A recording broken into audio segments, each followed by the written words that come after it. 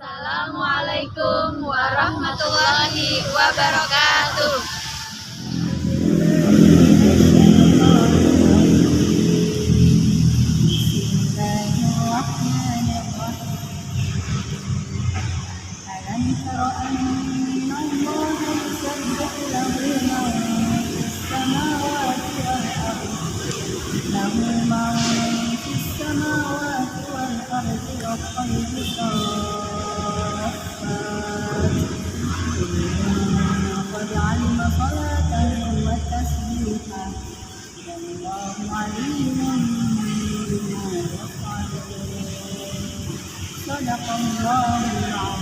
Berlindung kepada Allah dari godaan setan yang bertipu dengan menyebut nama Allah yang Maha Pengasih lagi Maha Penyayang. Tidakkah engkau Muhammad tahu bahwa kepada Allah lah bertasbih apa yang ada di langit dan apa yang ada di bumi, dan juga burung yang mengembangkan sayapnya masing-masing sungguh telah mengetahui cara berdoa dan bertasbih. Allah Maha mengetahui apa yang mereka kerjakan. Maha benar Allah dengan segala firman. Wahailah saudara-saudaraku, kalau kita tinggal di negara 4 musim, maka pada musim gugur akan terlihat rombongan angsa terbang ke arah selatan untuk menghindari musim dingin. Angsa-angsa tersebut terbang dengan formasi berbentuk huruf V. Mari kita ambil banyak pelajaran dari filosofi angsa. Yang pertama, saat setiap burung mengepakkan sayapnya, hal itu memberikan daya dukung bagi burung yang terbang tepat di belakangnya.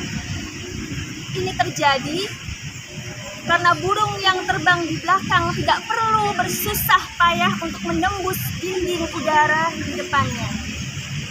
Dengan terbang dalam formasi V, seluruh kawanan dapat menempuh jarak terbang 71% lebih jauh daripada kalau setiap burung terbang sendirian. Pelajaran apa yang dapat kita petik untuk kehidupan berjamaah? Ketika kita bergerak dalam arah dan tujuan yang sama, serta saling membagi dalam komunitas di antara kita, insya Allah dapat mencapai tujuan kita dan lebih cepat dan lebih mudah. Ini terjadi karena kita menjalaninya dengan saling mendorong dan mendukung satu sama lain. Jika seekor angsa terbang keluar dari formasi rombongan, dia akan merasa berat dan sulit untuk terbang dengan sendirian.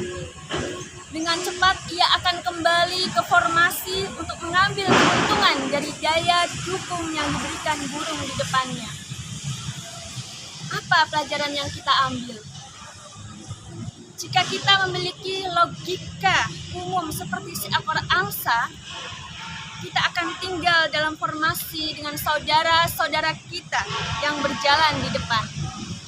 Kita akan mau menerima bantuan dan memberikan bantuan kepada yang lainnya. Lebih sulit untuk melakukan sesuatu seorang diri daripada melakukannya bersama-sama. Pelajaran yang ketiga, ketika angsa pemimpin yang terbang di depan menjadi lelah, ia terbang memutar ke belakang formasi dan angsa lain akan terbang menggantikan posisinya. Lalu apa pelajaran yang bisa kita petik? Sungguh masuk akal untuk melakukan tugas-tugas yang sulit dan penuh tuntutan secara bergantian dan memimpin secara bersama. Seperti halnya angsa, manusia saling bergantung satu dengan lainnya dalam hal kemampuan, kapasitas, dan memiliki keunikan dalam karunia, talenta, atau sumber daya. Yang keempat, angsa-angsa yang terbang dalam formasi itu mengeluarkan suara riuh rendah dari belakang untuk memberikan semangat kepada angsa yang terbang di depan sehingga kecepatan terbang dapat dijaga. Apa hikmahnya? Kita harus memastikan bahwa suara kita akan memberikan kekuatan. Dalam kelompok yang saling menguatkan, hasil yang dicapai menjadi lebih besar. Kekuatan yang mendukung adalah kualitas suara yang kita cari. Kita harus memastikan bahwa suara kita akan menguatkan dan bukan melemahkan.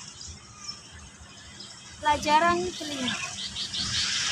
Ketika seekor angsa menjadi sakit, terluka, atau ditembak jatuh, dua angsa lain akan ikut keluar dari formasi bersama angsa tersebut dan mengikutinya terbang turun untuk membantu dan melindungi. Mereka tinggal dengan angsa yang jatuh itu sampai mati atau angsa itu dapat terbang lagi. Setelah itu, mereka akan terbang dengan kekuatan mereka atau dengan membentuk formasi lain untuk mengejar rombongan. Apa yang bisa kita ambil? Kalau kita punya perasaan, setidaknya seperti seekor angsa, kita akan tinggal bersama sahabat dan sesama kita dalam saat-saat sulit mereka, sama seperti ketika segalanya baik. Sungguh, dalam ciptaan Allah terdapat pelajaran bagi kaum yang berpikir. Burung, sebagaimana yang Allah firmankan, juga umat seperti kita. Dan dari kehidupan mereka, kita banyak mendapatkan pelajaran. Assalamualaikum warahmatullahi